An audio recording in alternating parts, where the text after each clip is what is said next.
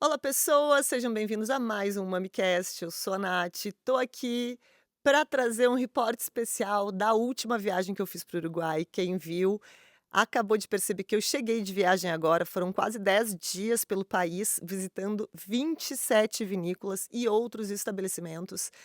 Para quem me acompanha aqui há mais tempo, já deve ter visto que tem muito conteúdo aqui no MamiCast, no site do Mami e no nosso Instagram, o MamiMag, com conteúdo sobre vinhos e enoturismo no Uruguai. É um país que eu acho que é o país que eu mais visitei.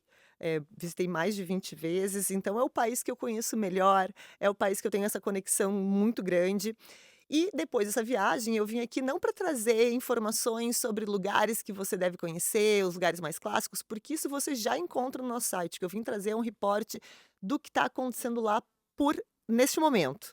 Então vamos começar falando aqui, eu fiz uma listinha das coisas interessantes que eu vi nessa viagem. A primeira coisa que me chamou muito a atenção é que a gente sempre ouve falar que a região mais fácil de visitar, e realmente a região mais fácil de visitar, quando a gente está falando de enoturismo no Uruguai, é a região de Montevidéu, que sim, na capital tem muitas vinícolas, elas estão ali do centro da capital, mais ou menos uma distância de 30 minutinhos de carro, um táxi te leva lá tranquilamente, e muitas vinícolas já têm serviço de transfer, quando você compra um almoço, você ganha o transfer do seu hotel até a vinícola e de volta ao hotel, ou tem uma taxa para cobrar por esse serviço, mas é um serviço muito bom, porque aí você não precisa se preocupar com o horário, com beber, quem vai ser o motorista da rodada, se vai conseguir chamar um táxi no final do dia quando você decidir ir embora. Então, assim, achei essa informação de que várias vinícolas estão com transporte. Acho que a Pisorno também mencionou que está fazendo isso, e isso eu achei genial. O transporte no mundo do vinho para enoturismo é muito importante, porque ninguém quer ir para um almoço maravilhoso numa vinícola e descartar vinho, né? Mas quando a gente está dirigindo, alguém tem que fazer isso, porque no Uruguai, assim como no Brasil, é lei seca, 0% de álcool. Então, falando de enoturismo, uma coisa que me chamou muito a atenção é que, apesar da maioria das vinícolas estar na região de Montevidéu e Canelones, que é essa região mais próxima de Montevidéu, nem todas as vinícolas ali estão abertas para enoturismo. E um dado que me chamou muito a atenção é que na capital Montevidéu, há 9 vinícolas que estão abertas para turismo, seja com passeios, seja só com degustação ou com almoço, hospedagem, enfim, a gente está falando de todos os tipos de turismo, da recepção ao turista. Então, em Montevidéu, há 9 vinícolas que recebem turistas. Na região de Canelones, que é a região de maior produção do país, tem 14 vinícolas abertas para visitação. E aí me chamou atenção porque Colônia, o departamento de Colônia, que é onde fica a cidade de Colônia de Sacramento, que todo mundo ama, eu sou apaixonada por aquela cidade, eu acho ela uma das cidades mais bonitas do mundo, eh, é um departamento com uma produção menor, bem menor de vinhos, mas quase todas as vinícolas, se não me engano, quase 100% ou 100%, não sei se essa informação está exatamente correta, eh, estão abertas para turismo. Então, apesar de ter um número super pequeno de vinícolas, o departamento de Colônia tem 14 vinícolas abertas para visitação, o mesmo número de Canelones.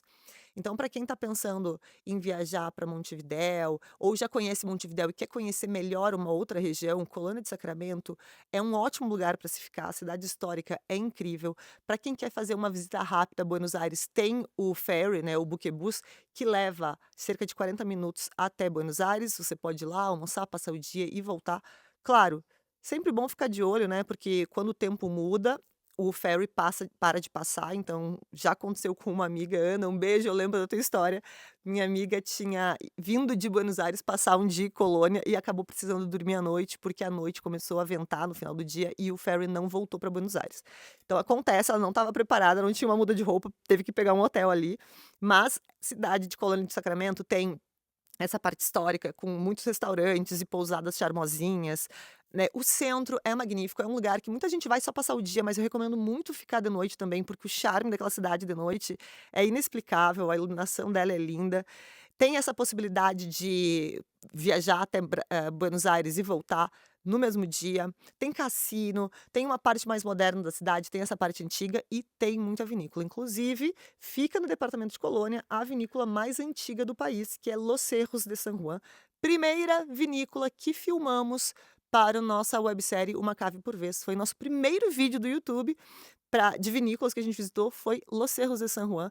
Hoje é uma vinícola que foi comprada por um grupo argentino e está sendo remodelada. Dizem que já mudou bastante desde da vez que eu visitei, que eu peguei no momento que tinha acabado de ser comprada, então ainda estava super original, com suas ruínas, enfim. Eu não sei como é que ela está agora, mas é a vinícola mais antiga do país e está por lá.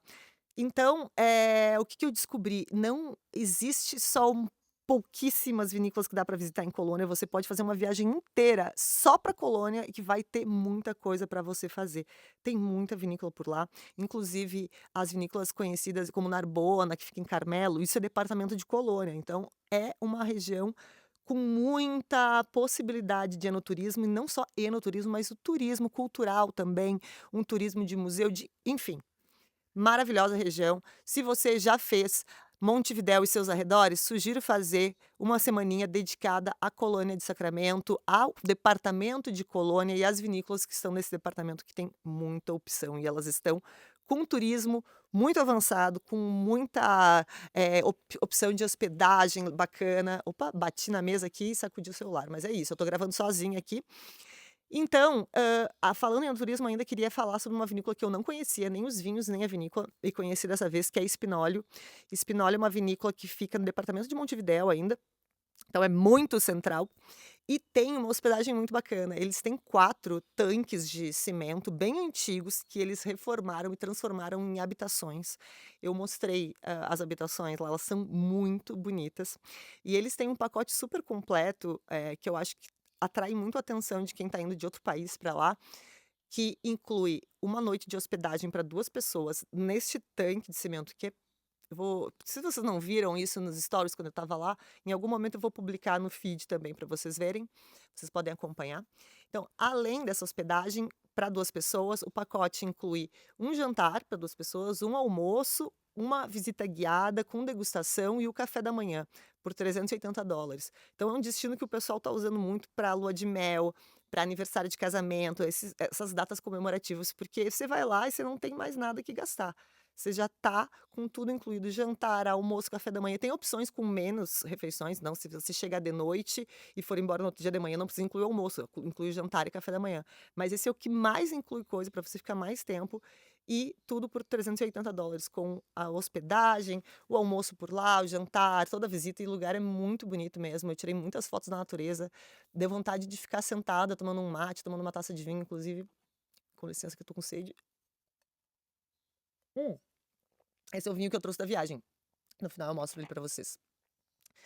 Passando adiante então, uma outra coisa que eu percebi bastante que tá acontecendo por lá, já vem acontecendo há muito tempo, né, mas quando a gente consegue ver cada vinícola fazendo isso no seu estilo, a gente vê que é uma coisa que veio pra ficar.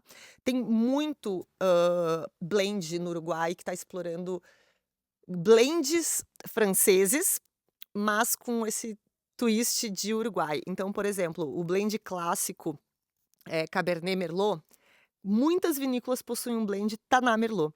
E a Merlot aqui faz o mesmo papel da Merlot em Bordeaux. Ela entra para dar mais fruta, para maciar um pouco, para dar um pouquinho mais de corpo para esse vinho que é muito esguio e que pode ser muito rústico. Então a gente viu muitos cortes de Taná Merlot, muito macios, muito gostosos, bem interessantes, para tirar da nossa cabeça aquela coisa de que é muito difícil tomar Taná. Nesse sentido, a gente também vê, esse tipo de corte para outras regiões, não só Bordeaux.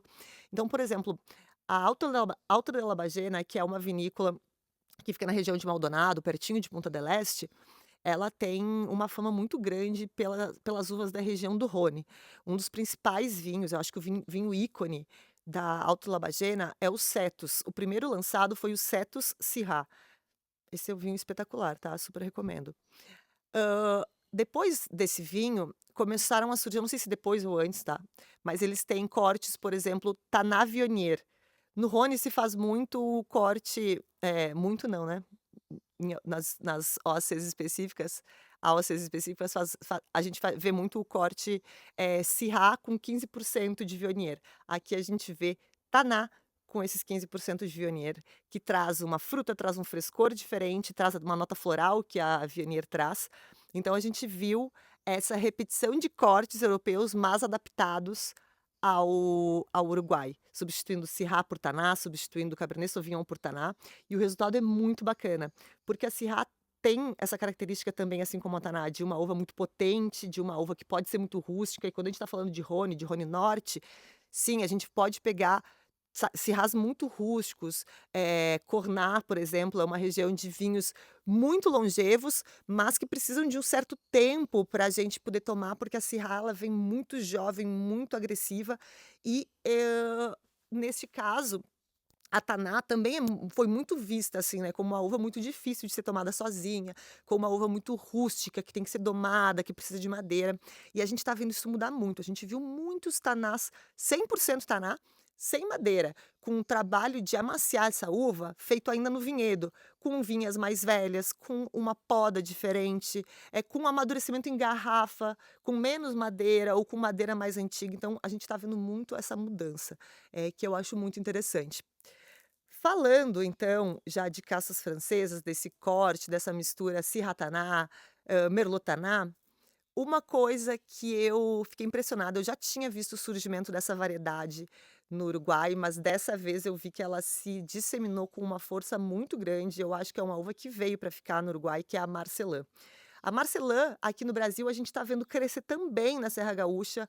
A gente tem visto muitos produtores cultivando essa uva agora, que é uma uva que está se adaptando bem a um clima que não é um clima muito fácil. O Uruguai tem uma semelhança ao Rio Grande do Sul em relação à umidade, é um clima que pode ser, por muitas vezes, úmido, que pode ser bastante nublado, que pode ser muito quente e muito frio, então tem esses extremos. E a gente está vendo a Marcelã se adaptar bem a isso. A Marcelã está aparecendo muito em cortes, com taná também. É uma uva que tem um quê de rusticidade, mas ela é mais concentrada, com bastante cor, com bastante fruta vermelha. E eu tô vendo ela fazer, às vezes, de merlot nos cortes. Eu tô vendo ela entrar em cortes com taná, apesar de ser uma uva rústica, ela é muito mais macia que uma taná, então ela tá entrando para dar mais fruta vermelha, porque a taná tem bastante fruta negra, tem bastante ameixa, amora, então a Marcela tá trazendo um pouquinho de fruta vermelha para esses cortes, um pouquinho mais de corpo, não só dessa acidez desse vinho esguio, mas tá trazendo um pouquinho mais de corpo.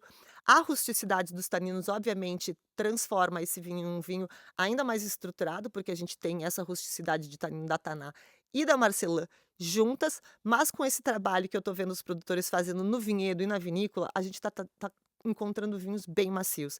Então fiquem de olhos abertos para Marcelã. Marcelã tá aparecendo em cada vez mais vinícolas como aposta, não só como corte, também já está aparecendo como vinho varietal. A Garzon foi uma das primeiras que eu vi com varietal de Marcelã, mas eu tenho visto agora aparecendo em outras vinícolas os varietais também. Abram o olho, porque eu acho que a gente ainda vai ver muito de Marcelã por aí, no Uruguai, aparecendo nesses cortes bem diferentes com taná, aparecendo em varietais e logo mais a gente vai começar a ver rosés. Falando em rosé, taná rosé se expandiu. Hoje em dia é bem fácil de encontrar taná rosé. Pensem que a taná é uma uva bastante estruturada, mais uma vez, tem acidez, tem estrutura tânica, então o que a gente está encontrando é vinho rosé com bastante estrutura, vinho rosé bem gastronômico. E aqui a gente está vendo vinho rosé de vários estilos. Tem o vinho rosé de taná, balancei a câmera de novo, eu tô chutando a mesa, gente, vou pausar para o meu gole. A gente está vendo essa taná rosé tanto surgindo como um vinho clarinho, feito como vinho de prensa, estilo, os vinhos rosés do sul da França, e também como aqueles rosés mais potentes que a gente encontra na Espanha, de sangria. Então a gente tem nesses 2 estilos muitos tanás rosés saindo. São vinhos bem gastronômicos, eu acho, assim, quem já foi para o Uruguai no verão sabe a variedade de frutos do mar que a gente encontra por lá. A gente também tem bastante assados no verão e esses rosés que eu tô falando são com uma estrutura forte o suficiente para acompanhar um assado mais de longo tempo, sabe, que a carne fica mais macia para acompanhar frutos do mar intensos, pratos mais encorpados com frutos do mar também, eu acho que é uma ótima aposta. E aí, já que a gente falou de verão, vamos ter que voltar aqui para falar de vinho branco, que continuam sendo a minha grande aposta no Uruguai. Albarinhos do Uruguai, gente, a gente prova albarinho da Espanha, a gente prova albarinho de Portugal, alvarinho nesse caso. Os alvarinhos do Uruguai, eles que lá são albarinhos, eles são muito particulares. Eu sinto que os alvarinhos do Uruguai, eles já têm uma personalidade muito própria. Quando eu provo um alvarinho, eu já sei que ele não é um alvarinho de Portugal, dos vinhos verdes. Eu já sei, ele lembra mais um pouco os da Galícia, os albarinhos da Galícia, mas ainda assim, eles têm uma coisa marinha muito característica e uma, concentração de aromas muito legal, que eu não vejo tanto nos países de velho mundo, como eu tô vendo. Ó, o Johnny tá passando aqui atrás, porque a gente tá no meio do mato, ele tá vendo bichos e passarinhos, enfim, se ele latir, ele tá passeando.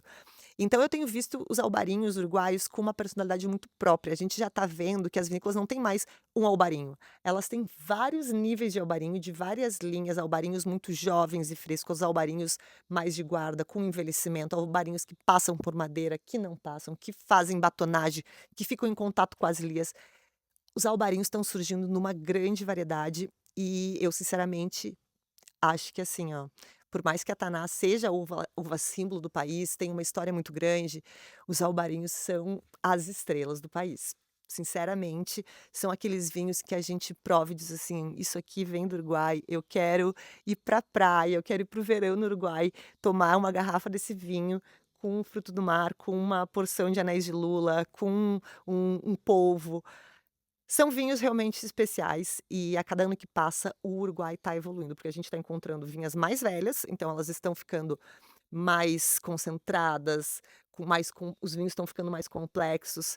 Também a forma de produzir está mudando, como tem muito produtor produzindo albarinho, cada um começa a colocar o seu estilo, cada um começa a colocar a sua mão no vinho, então a gente não está tendo mais albarinhos parecidos.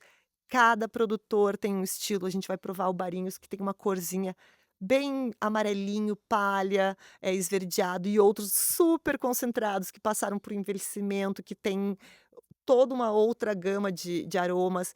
Então, já a gente já passou da fase de albarinho do Uruguai, agora que estilo de albarinho a gente quer do Uruguai? Porque tem muitos e eles estão impecáveis, são a minha grande aposta. Sigo falando: "Uruguai, invistam em mais vinhos brancos, eu quero saber que outras uvas vocês podem produzir aí com qualidade", porque a gente tomou um pouquinho de tudo, tá.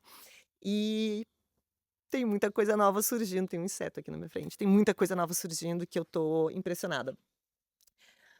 Para finalizar, porque esse vai ser um podcast curto, já que eu tô sozinha, eu quero falar de algumas vinícolas novas e projetos novos que eu vi por lá e que me deixaram bem interessada e que eu acho que valem a pena você conhecer. O primeiro deles, fica em Punta del Este, fica na região de Maldonado, não é exatamente Punta del Este, é do ladinho de Punta del Este, que é o projeto Las Espinas, que é um projeto da vinícola Bolsa. Neste momento, eles têm apenas um restaurante, mas eles estão com uma vinícola já quase finalizada, eu acho que ela fica pronta ainda esse ano. Nós passamos para chegar no restaurante, nós passamos tem um mosquito. Nós passamos pela vinícola, tá quase 100%. E aí, a Bolsa vai passar a vinificar ali os vinhos que são produzidos com as uvas de Maldonado. A Bolsa, por exemplo, tem o vinho Pão de Açúcar, que é do vinhedo Pão de Açúcar, que as uvas eram colhidas e levadas até Canelones para ser vinificadas lá na Bodega Bolsa. Agora, essas uvas vão ficar dentro de Maldonado e vão ser vinificadas em Maldonado, na Bodega Las Espinas, que pertence à família Bolsa. O restaurante é espetacular. Tem uma das melhores vistas que eu já vi do Uruguai. Eles souberam aproveitar a natureza, aproveitar a vista. Eh, é tudo que eu mais gosto do Uruguai, é aproveitar todo o entorno natural, com vista para o mar, com ingredientes naturais, com uma comida simples, no sentido de comida de ingrediente, carnes boas, peixes do mar, frutos do mar, peixes do mar é ótimo, né, frutos do mar excelentes, sem muito rebuliço, sem muita frescura, mas tudo muito bem feito, tudo assim, ó, num nível muito excelente. Tem vinhos Las Espinas também, a gente já provou lá, e os vinhos da Bolsa, que são da região, também estão lá, como todos os outros vinhos da Bolsa. É um passeio bem legal, eu já recomendo conhecer. Quando essa vinícola ficar pronto, vai ficar ainda mais imperdível. Então essa foi uma vinícola nova que eu visitei, obviamente ainda não entrei na vinícola, ainda não está liberado para entrar, que eles estão finalizando a obra, mas o restaurante já está disponível, os vinhos já estão disponíveis. Então, para quem está preparando uma visita para Punta del Este ou Piriápolis ou esses entornos, vale a pena almoçar. Vá almoçar lá, porque a vista é um espetáculo. E não vá correndo, tá? Separe um dia longo, porque você depois do almoço vai querer ficar sentado no sofá, tomando sol, mesmo que seja frio, porque eles conseguiram fazer cantinhos protegidos do vento. Quem sabe essa é uma zona do Uruguai que venta muito, eles conseguiram construir cantinhos protegidos do vento no meio dos arbustos, com poltronas super gostosas para você se jogar e ficar a tarde inteira por lá. Outra novidade eu conheci dentro do Pueblo Garzón, do vinhedo não, né, do pueblito, né, dessa micro cidadezinha chamada Garzón, onde fica a Bodega Garzón, onde fica o restaurante do Francis Malma também, que é a Companhia Uruguaia de Vinos Del Mar. É uma vinícola que pertence aos Michelin Mufato. Para quem não conhece, é um projeto também lá da Argentina, já com muita experiência, em produção de vinhos de baixa intervenção. O Santiago Deicas, da Vinícola Deicas, também faz parte do projeto, e ali eles começaram a focar muito em vinhos de regiões do mar. Então tem muito vinho branco, tem Pinot Noir. Obviamente, eles estão fazendo um taná, porque como eles mesmos disseram, é impossível ter uma vinícola no Uruguai e não produzir taná, é quase uma blasfêmia. Mas o nosso foco são vinhos leves e frescos, que sejam vinhos de mar, o nome da vinícola já diz isso, e que tem esse foco mais em uvas brancas ou em tintos muito leves, como o Pinot. Eu provei algumas coisas bem interessantes lá e eles já têm uma estrutura de enoturismo, então a vinícola tem um formato meio de U, como se fosse aquele estilo espanhol de construção que fica um centrinho ali no meio, né? Fica uma pracinha ali no meio da obra. Ali tem cadeiras, tem um espaço para sentar, umas poltronas onde rola degustação, você pode comer alguns petiscos, então já dá para visitar. Quem vai para a Vinícola Garzón já pode emendar com uma vinícola na Vinus, o Companhia Uruguaia de Vinhos Del Mar. É bem pequenininha, não vai ter um grande tour, então você não precisa de muito tempo, você pode tranquilamente combinar de fazer um tour ali às 10 horas da manhã e depois marcar um almoço para meio-dia e meia, 1 hora na Garzón, que tá a 15 minutos ali, tá dentro do mesmo pueblo, mas você conhece uma segunda vinícola já no local, já compra os vinhos. Eu não vi os vinhos deles em muitos lugares, é uma vinícola bem nova, abriu acho que durante a pandemia, então vale a pena, aproveitar a ida até ali para conhecer essa vinícola. E uma terceira que eu quero trazer, que eu achei um projeto bem interessante, que é de Canelones, nós quase não conseguimos conhecer, porque no dia que a gente visitou, que a gente iria visitar essa vinícola, deu um temporal e alagou, trancou a estrada, não tinha como passar. Então nós conseguimos ir 3 dias depois ou 2 dias depois. O projeto se chama Colorado Chico. Colorado Chico é uma vinícola e um grupo, na verdade, que produz vinhos para outras pessoas. E assim, eles produzem em vários formatos, desde eu tenho a uva, quero que vocês vinifiquem, ou eu tenho a uva, eu quero vinificar e quero usar só o estabelecimento de vocês para eu fazer meu próprio vinho, ou eu não tenho nada e eu quero que vocês arranjem para mim a uva X e vinifiquem ela para mim aqui. O legal é que, além de fazer isso, eles também comercializam esses vinhos que eles produzem. Então, uma pessoa que produz um vinho com eles vai ter lá, quando a pessoa chega na área de degustação, vai ver na parede também os seus vinhos ali. Eles fazem esse trabalho, eles vão degustar esses vinhos com os visitantes, eles vão vender esses vinhos para os visitantes. E nisso, eles conseguiram englobar muita coisa. Uma das coisas que eu gostei bastante é o Rooster, que é um vermut que eles estão fazendo lá. Vocês sabem que eu sou viciada em vermut. Todo lugar que tem vermut eu peço para provar. E nem sempre eu trago, porque nem sempre eu gosto. O Rooster tinha 4 vermuts, eu trouxe o Rosso, que eu achei espetacular. Ainda não abri ele aqui no Brasil, eu trouxe uma garrafa, mas eu provei ele lá, eu achei maravilhoso. Preço bom também, eu acho que eu gastei uns R$ 55, R$ 60 na garrafa, mais ou menos. Conheci, e aí vai ser esse que eu vou finalizar, um projeto que inclusive é o vinho que eu tô tomando aqui. Esse que eu tenho na minha taça é um Riesling, e é um Riesling de Rocha. Rocha é o departamento onde ficam as praias que muitos brasileiros, especialmente que vêm do Rio Grande do Sul, vão durante o verão, porque é o departamento que está colado no Rio Grande do Sul. Quando você vem descendo a estrada de carro, você passa por Pelotas, Rio Grande, você desce em direção ao Chuí, você entra no Chuí, você está no departamento de Rocha. Ali fica Santa Teresa, ali fica Punta del Diablo, ali fica La Pedreira, que é a praia que eu frequentei durante mais de 15 anos da minha vida, todo ano novo, todo carnaval. Ali fica Cabo Polônio, muito conhecida, porque é uma região que não tem, energia elétrica, que tem uma natureza maravilhosa, que tem muitos lobos marinhos, é um parque ecológico, né, uma reserva natural, muito bonita de se visitar. É onde fica Barra de Valissas, fica La Paloma, que também é muito visitada, porque é uma cidade um pouquinho maior, então tem muito brasileiro que vai para lá, tem muita opção de hotel, casas, enfim. Tô dando aqui uma dica de turismo já. Mas o que eu não sabia é que se produzia vinho lá. Pois é. Especificamente, na verdade, assim, quando o mocinho que estava nos atendendo, mocinho é ótimo, né, que jeito de falar horrível, desculpa, eu esqueci o nome dele. Mas quando o enólogo estava nos atendendo, ele falou desse vinho que era produzido em Rocha, eu disse: "Onde em Rocha?" Ele disse: "La Pedreira", eu disse: "Eu não tô acreditando que eu vivi para ver um vinho produzido em La Pedreira". La Pedreira, coloque aí no YouTube Carnaval La Pedreira, não é mais assim, tá, acabou, já é uma festa mais calma, mas era uma loucura. Eu fui pra lá, quebrei dedo, só fui descobrir que quebrei dedo 3 dias depois, o carnaval mais louco que eu já vi na minha vida. E esse lugar produzia vinho. Então, La Pedreira é um vilarejo que você entra, você tá na Ruta 9, na Ruta 10, na verdade, para o seu lado direito tá o campo, para o seu lado esquerdo a praia. Literalmente você entrou, é 7 quadras, você já tá no mar, você enxerga o mar da ruta, né, da estrada. Basicamente, do outro lado da rua, é esse vinhedo. Então, de um lado da Rua La Pedreira, do outro lado, mais perto do Pueblo Nuevo de La Pedreira, que é um pouquinho mais para o lado, tá esse vinhedo, de onde saem essas uvas que fazem vinhos do departamento de Rocha, que eu não conhecia, não sabia que o departamento de Rocha fazia vinho, cultivava uvas, e estão fazendo especificamente na praia, que eu mais amo na vida. Esse vinho que eu tô tomando, ele é desse projeto, né, Colorado Tico que produz, é a marca Los Cabos. Ai, tem muito sol para vocês enxergarem. Los Cabos, tá aqui. Esse é um Riesling.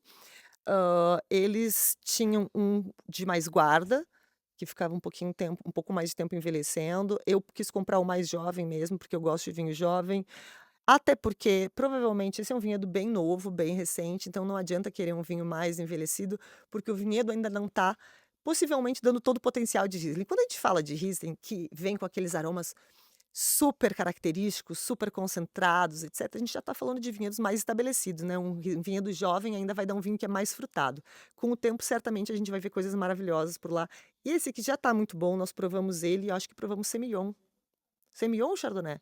Acho que Chardonnay. Não tenho certeza, mas tudo que eu provei desse projeto Los Cabos eu achei muito gostoso e é o tipo de vinho que eu certamente iria querer comprar quando fosse para La Pedreira para comer um prato de fruto do mar, com vinho. Então, tá aqui, esse é o meu reporte sobre essa viagem do Uruguai. Quis trazer aqui um pouco do que eu vi nos cortes, um pouco do que eu vi de destaque de uvas, tanto no lado da Albarinho como no lado da Marcelã.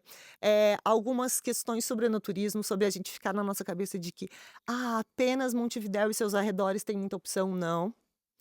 Inclusive, Colônia tem o mesmo número de vinícolas turísticas que Canelone, são 14 em Colônia e 14 em Canelônia. Em Canelônia, gente, misturei tudo. 14 em Colônia e 14 em Canelones, então a gente tem muita opção para visitar no departamento de Colônia também. E para finalizar, esses projetos novos que eu quis dar destaque, Colorado Tico, Las Espinas e Companhia Uruguaia de Vinhos Del Mar. Eu espero que vocês tenham gostado. Para quem não está acompanhando, tem muito conteúdo saindo no Instagram, o Mami Mag. Segue a gente lá no TikTok também, para quem não sabe, tem conteúdos por lá e na maioria das vezes tem conteúdos diferentes por lá, viu. Eu dou umas dicas, por lá que eu não dou no Instagram do Mami, que já tem muito conteúdo, então eu tô dando algumas dicas iniciantes lá no TikTok também. Se você tem um amigo que está começando no mundo vinho, manda ele nos seguir lá no TikTok, é o Mami Mag também. No nosso site a gente tem mapa, o mamimag.com.br, tem uma parte que é de materiais para download, que tem mapa das regiões vinícolas do Uruguai. Esse mapa é para uso pessoal, você não vai baixar esse mapa para botar seu logo e usar para fazer coisa comercial, tá, como eu já vi acontecendo por aí. Mas eu tô falando com você aí que tá aprendendo, tá estudando, gosta de beber vinho olhando para o mapa, porque a gente sério gente, quando a gente tá estudando, estudar com mapa ajuda muito. Então tem mapa não só do Uruguai, tem de vários países, mas já que a gente tá falando de Uruguai, tem mapa do Uruguai com infográfico, com informações sobre volumes de vinho produzido, uvas mais plantadas, enfim, um material bem legal para você baixar em alta qualidade, imprimir, botar na parede, usar para rabiscar durante os estudos, enfim, fazer o que você quiser. Então entra lá no site, aproveita para conhecer esses materiais que a gente tem por lá. Não é só mapa que tem por lá, tem muito mais coisa, ficha de degustação para você poder preencher cada vinho que você degusta e memorizar melhor. Tem de tudo um pouco e lá também tem link para nossas lojinhas, né, onde você encontra as nossas camisetas, canecas, ecobags e o link para o Uma, que é o nosso clube de degustação, o melhor clube de degustação do Brasil. Aliás, acho que é o único, né. Se surgir algum depois aí, pode ter certeza que viu a gente antes, então copiaram. Ó, o Thiago apareceu, o Thiago saiu para correr, eu vim gravar, agora o Thiago já está aqui gritando. Eh, Uma, você encontra no lojaumamimeg.com.br, é o nosso clube de degustação. A cada 2 meses a gente faz uma degustação, o mesmo esquema do on-off, só mudou o nome. Vinho vem às cegas, vem flashcards, vem brindes, e agora só não vem curso online, porque ninguém estava assistindo o curso online mesmo, a gente estava olhando, a gente tinha acesso, ninguém assistia o curso online, ele só fazia a caixa ficar mais cara. Então a gente tirou isso e agora o nosso foco é a live. Vocês vão ter acesso a uma live comigo e com o Vini, em que a gente vai destrinchar o vinho, o nosso foco agora é degustar.